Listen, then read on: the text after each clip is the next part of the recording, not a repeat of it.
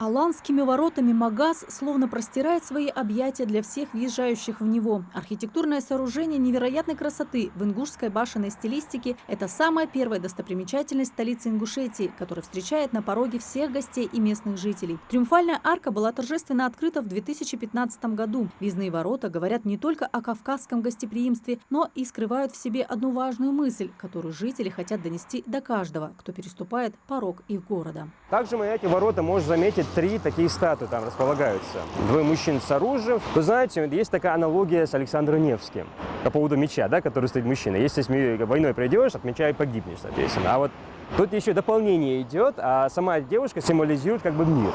То есть, если вы идете с мира к нам, соответственно, как бы вас встретить именно с этими лепешками. Безусловно, самая востребованная у туристов достопримечательность – башня Согласия. Старинный небоскреб в виде родового жилища ингушей потрясает своим величием. Это самый высокий этнографический музей в мире. До отметки 100 метров не хватает лишь 3 сантиметров. Уникальное архитектурное сооружение в 3 раза превышает высоту настоящих родовых башен. Это отметка примерно 30-этажного дома.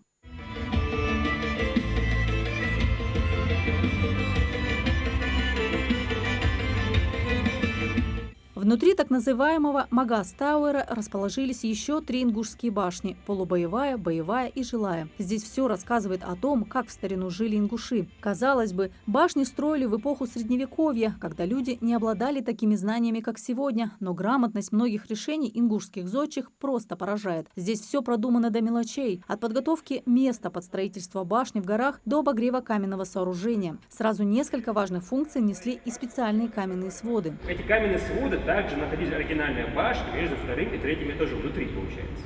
Для чего они были нужны? Для того, чтобы врагам не удавалось его разжечь изнутри, это раз.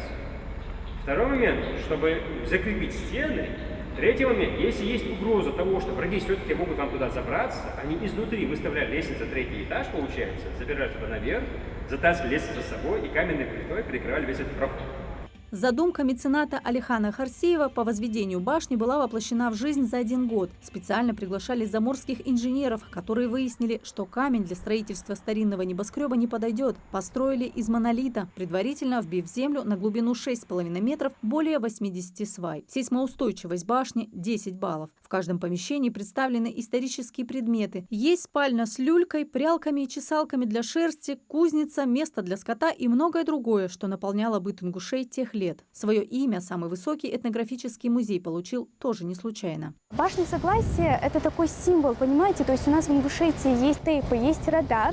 И это получается башня, которая объединяет все наши тейпы, под которым собирается весь народ, получается. Нередко экскурсоводы Магаса приводят туристов в сквер имени Евгения Крупнова. Ученый посвятил себя развитию истории Кавказа. Он был основоположником археологии в этом регионе. Всю свою жизнь он посвятил изучению истории и культуры народов Кавказа, которым всегда проявлял глубокое уважение и искреннюю любовь.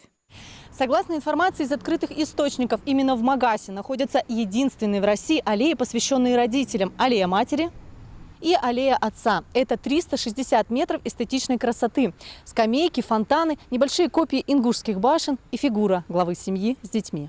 Аллеи матери и отца – это любимые места для прогулок местных жителей и гостей республики. Благоустроенная территория на фоне величественных гор, средневековых башен и ингушского орнамента привлекает немало туристов. Создать в этом месте такие уникальные аллеи предложили, кстати, сами горожане. А в рамках федеральной программы «Комфортная городская среда» задумка жителей Магаса воплощена в жизнь.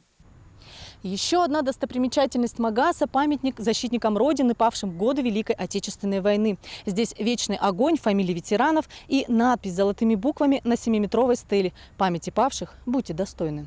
Вид из Магаса на горы – особый шик, но самая главная достопримечательность столицы Ингушетии – это люди, по-кавказски гостеприимные, скромные, дружелюбные и жизнелюбивые, которые беззаветно служат своей родине, жертвуют собой ради спасения других. Они не просто обучают подрастающее поколение наукам, но вкладывают в каждого ученика частичку своей души. Такие они разные, но удивительные достопримечательности столицы Ингушетии – города Магас. Анастасия Шишина, Султан Бугучев, Магас 24.